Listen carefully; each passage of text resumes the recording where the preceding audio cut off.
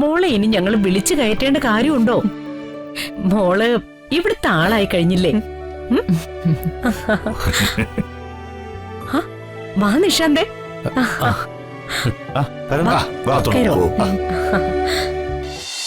ഇനി അമ്മയോടും ചന്ദ്രാമ്മയോടും ഒപ്പം ഞാൻ എവിടെയെങ്കിലും പോവാൻ ഇറങ്ങിയാ തന്നെ ആ ഡ്രസ്സ് എനിക്കൊരു ആർഭാടം തന്നെയാ. അല്ലെങ്കിൽ തന്നെ അത് ഇട്ടുകൊണ്ട് ബസ്സിലും മറ്റുമൊക്കെ ഞാൻ എങ്ങനെ യാത്ര ചെയ്യും? സത്യം പറഞ്ഞ എന്നോട് സിമ്പതി കാണിക്കാൻ പോയി മാഷിന്റെ കാശ് വെറുതെ കളഞ്ഞു. എന്റെ കാശ് നഷ്ടായെന്ന് ആരാ പറഞ്ഞേ? ചിന്നുന ഡ്രസ്സ് കോളേജിൽ ഇട്ടൂടെ? പിന്നെ ഈ വീട്ടിൽ നടക്കുന്ന ഫംഗ്ഷന് ഞങ്ങളുടെ വീട്ടിലൊരു അംഗത്തെ പോലെ ആ ഡ്രസ്സ് ഇട്ട് നിൽക്കണം. ഇങ്ങനെ ചിരിക്കാൻ മാത്രം ഞാൻ തമാശ ഒന്നും പറഞ്ഞില്ലല്ലോ. ആ ഡ്രസ്സും ഇട്ടുകൊണ്ട് അവിടെ വരുന്ന അതിഥികൾക്ക് കൂൾ ഡ്രിങ്ക്സും സ്നാക്സും മറ്റും ഞാൻ വിളമ്പുന്ന രംഗം ഒന്ന് ആലോചിച്ച് നോക്കിയേ. അതിനേക്കാളും വലിയൊരു കോമഡി വേറെ ഉണ്ടാവോ? ഈ മാഷിനെ കൊണ്ട് ഞാൻ തോറ്റു. നീ അങ്ങനെ അതിഥികൾക്ക് വച്ചു വിളമ്പി കൊടുക്കൊന്നും വേണ്ട. മൊത്തത്തിലൊരു ഷോ ആയിട്ട് അങ്ങനെ നിന്നാ മാത്രം മതി. ഞാനങ്ങനെ കൂടിയ ഡ്രസ്സ് ഇട്ടുകൊണ്ട് നടക്കുന്നത് കണ്ടാ രമാമയുടെ എന്നെ പിടിച്ച് അച്ചാറുണ്ടാക്കും. എന്നെക്കാളും നന്നായി മാഷിനെ രമാമയുടെ അറിയാലോ. എനിക്കൊന്നും അറിയണ്ട. ഇന്നുച്ചയ്ക്ക് ഇവിടെ ഗസ്റ്റുകൾ വരും. ആ കൂട്ടത്തിൽ നീയും ഉണ്ടാകും. ഞാൻ നിനക്ക് ഗിഫ്റ്റായിട്ട് തന്ന ഡ്രസ്സും ധരിച്ചുകൊണ്ടായിരിക്കും നീ പാർട്ടിക്ക് വരേണ്ടത്. അതിലൊരു വ്യത്യാസവും ഇല്ല. മാഷിയൊന്ന് നിക്ക്. ഞാൻ ആ ഡ്രസ് ഇട്ടുകൊണ്ട് വന്നാ തീർച്ചയായിട്ടും പ്രശ്നങ്ങൾ ഉണ്ടാവും. മാഷേ,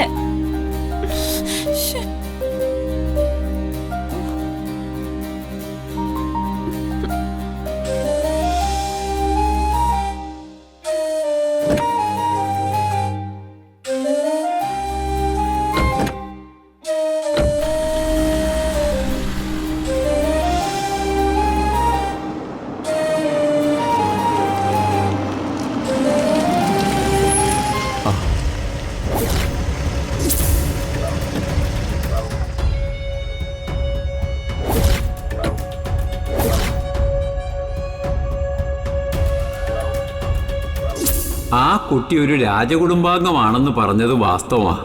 ഒരു രാജകുമാരിയുടെ എല്ലാ ലക്ഷണങ്ങളും അവളിലുണ്ട്. അവളുടെ സിരകളിൽ ഒഴുകുന്നത് രാജരക്തം തന്നെയാണ്.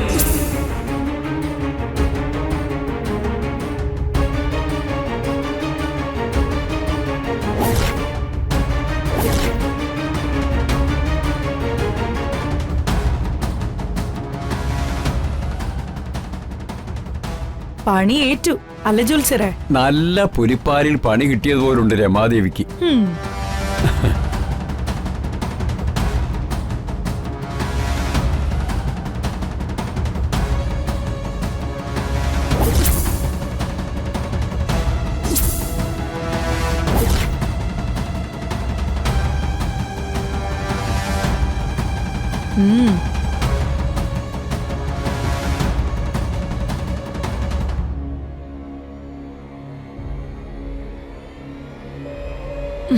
ജോത്സ്യർ എന്റെ കൂടെ നിൽക്കുകയാണെങ്കിൽ സ്വർണത്തിന്റെ അളവും പഴക്കവും പ്രവചിക്കുന്ന ശങ്കരൻ നാരായണൻ ജോത്സ്യർക്ക് സ്വർണം കൊണ്ടൊരു വെറ്റില ചെല്ലാം സമ്മാനമായിട്ട് തരുന്നുണ്ട് ഞാൻ.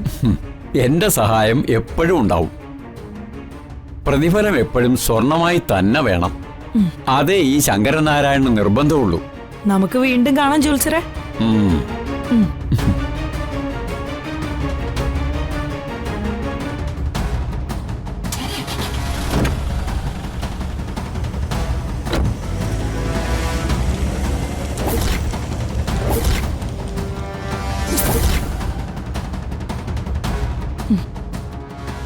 രമാദേവി, നിങ്ങൾ ബുദ്ധിമതിയാണെങ്കിൽ ഞാൻ അതിബുദ്ധിമതിയാ.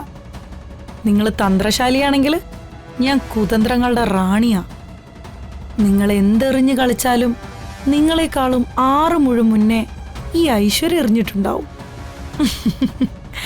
അതാണ് ഈ ഐശ്വര്യലക്ഷ്മിയുടെ ഒരു സ്റ്റൈല്.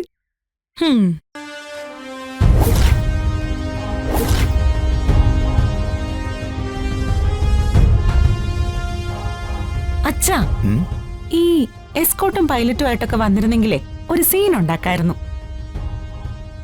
ഇതൊരുമാതിരി സാധാരണക്കാരൻ ബന്ധുവീട്ടിൽ വന്ന പോലെ ആയിപ്പോയി. മോളെ, ഇതൊക്കെ ജനങ്ങൾ തരുന്ന അംഗീകാരമാണ്. അവരുടെ സമ്പാദ്യത്തിൽ നിന്ന് കിട്ടുന്ന പണം സ്വന്തം ആവശ്യങ്ങൾക്ക് ദൂർത്തടിക്കാൻ പാടില്ല. നമ്മൾ വന്ന കാര്യം അറിഞ്ഞില്ലാന്ന് തോന്നുന്നല്ലോ. ഇറങ്ങ്.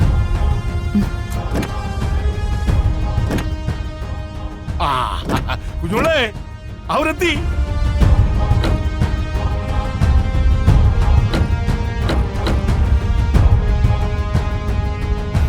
ഓ,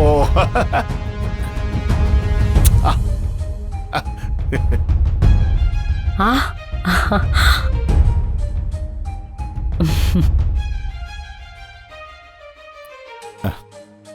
നമസ്കാരം മന്ത്രി സാറേ. നമസ്കാരം. നമസ്കാരം. ഓ, വരണം വരണം. എല്ലാരും വാ. വന്നാട്ടെ. നമസ്കാരം സർ. നമസ്കാരം. നമസ്കാരം. നമസ്കാരം. ആന്റി, ആ മോളെ ഇനി ഞങ്ങൾ വിളിച്ചു കയറ്റേണ്ട കാര്യമുണ്ടോ? മോള് ഇവിടുത്തെ ആളായി കഴിഞ്ഞില്ലേ? ഉം? ആ, വാ നിഷാന്തേ. വരണം. വാ, കയറോ. ഓ,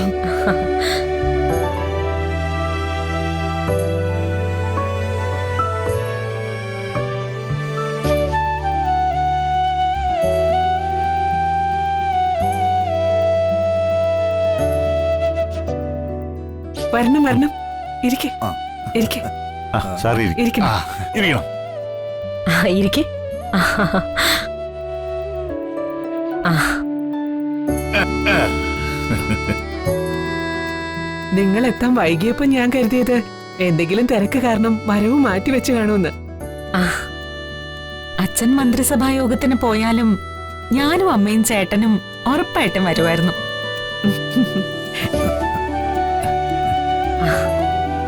ഓ, രമാദേവി ക്ഷണിക്കുമ്പോ ഞങ്ങൾക്കതിൽ നിന്ന് മാറി നിൽക്കാൻ കഴിയില്ലല്ലോ. രമാദേവി ഞങ്ങൾക്ക് വേണ്ടപ്പെട്ട ആളല്ലേ. ആര് വന്നില്ലെങ്കിലും എന്റെ ദക്ഷമോള് വരുമെന്ന് എനിക്ക് ഉറപ്പായിരുന്നു. ആര് വന്നില്ലേലും ഞാനിവിടെ എത്തിയേനെ. ആ, മന്ത്രി സാറേ, അല്ല, ഈ കാര്യങ്ങളിലേക്ക് കടക്ക് മുന്നേ ഒരു ആഗ്രഹം പറഞ്ഞോട്ടെ. ഒരു ദിവസം സാറേ ആഭ്യന്തര വകുപ്പ് മന്ത്രിയുടെ പവറോടുകൂടി ഈ രമാനിലയത്തിൽ വരണം. അല്ലാതെ പോലീസും എസ്കോർട്ടും എല്ലാം വേണം. ആ, അത് നമുക്ക് ആലോചിക്കാം. ആ, അത് മതി സാറേ. ആലോചിച്ച് തീരുമാനിച്ച് ചെയ്താൽ മതി. കേരളത്തിലെ ആഭ്യന്തര വകുപ്പ് മന്ത്രിയുമായി ബന്ധമുള്ള വീണാണിതെന്ന് നാട്ടുകാർക്ക് അറിയട്ടെ സാറേ.